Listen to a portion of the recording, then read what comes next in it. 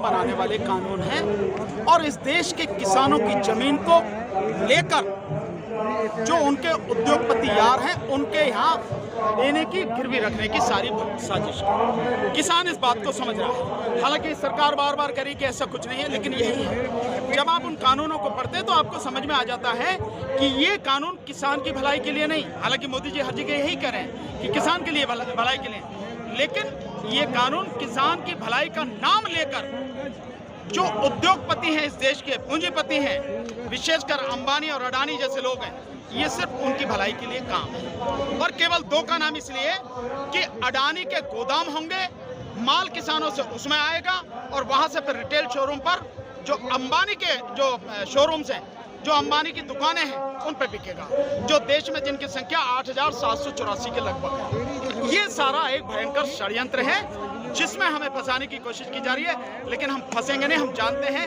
सच क्या है और झूठ क्या है।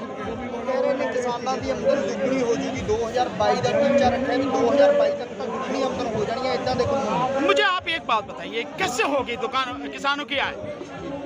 इस कानून के माध्यम से सरकार एमएसपी के कानून से बिल्कुल अलग, एमएसपी से बिल्कुल अलग हट जाती है। जैसे जो इसका जो एग्रीमेंट वाला कानून है, उस एग्रीमेंट वाले कानून में धारा 5 जिसमें कीमत तय होती है, वो कीमत तय होगी पूंजीपति के यानी व्यापारी के और किसान के बीच में।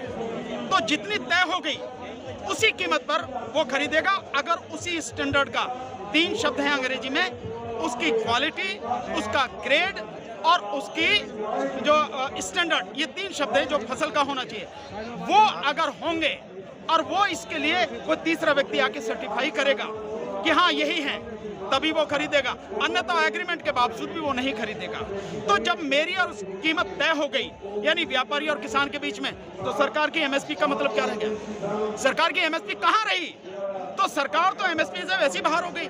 इसके अलावा अगर सारे व्यापारी, जिस तरह से जो तीसरा कानून है इसेंशियल कमोडिटीज एक्ट का, जब सारी छूट दे दी गई, सारे बंधन हटा दिए गए, तो व्यापारियों के पास पैसा है, उद्योगपतियों के पास पैसा है, सारा अनाज खरीद के वो अपने गोदाम में रख लेंगे। और गोदाम में रखने के बाद जब उसकी कीमत 4 गुना 5 गुना होगी, वो तब निकालेंगे। तो इससे किसको फायदा होगा? इससे हर व्यक्ति पर असर पड़ेगा, देश का जो हर व्यक्ति है उस पर असर पड़ेगा। और किसान तो शायद इस कीमत से बच भी जाएगा 4 गुना 5 गुना से, क्योंकि वो तो अपने खर्चे के लिए निकाल के अनाज रख लेगा साल भर के लिए। बाकी लोगों को तो उस बाजार से खरीदना है ना, और उसी कीमत पर खरीदेंगे जिस पर बेचा जाएगा। बेचेगा कौन? अंबानी। और उससे कौन खरीदेगा?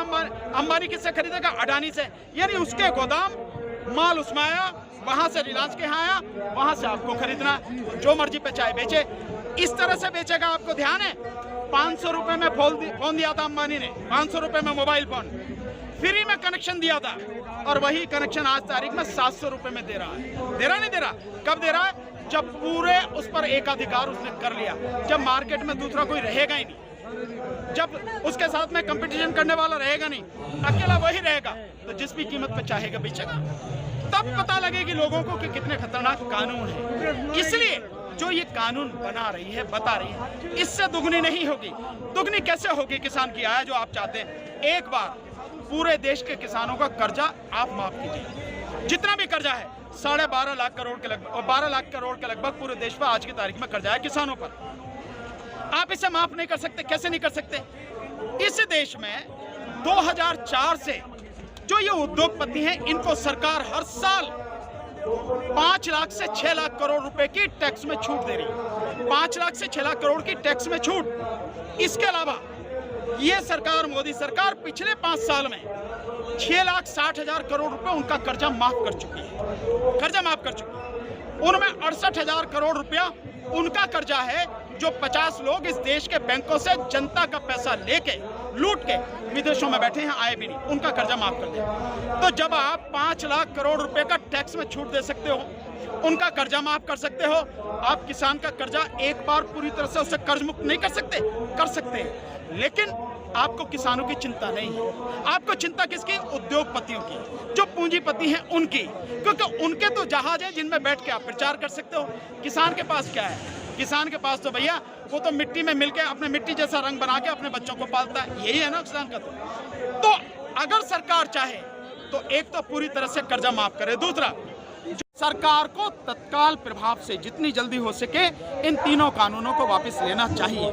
ये कानून आप कह रहे हैं, आप सरकार कह रही है एमएसपी में, एक दो चीजें आपको बताऊंगा, आपको समझ में आएगी। एमएसपी की बात सरकार कह रही है कि हम एमएसपी का प्रस्ताव जो आया है उस पे हम आपको जो है लिखित आश्वासन देने की वो दे देंगे आपको। मोदी जी के पिछले 7 साल का पूरा कच्चा चिट्ठा देखो, इसके अलावा वो गुजरात के मुख्यमंत्री रहे, उनका पूरा कच्चा चिट्ठा देखो। एक भी वादा जनता से किया गया क्या मोदी जी ने पूरा किया है?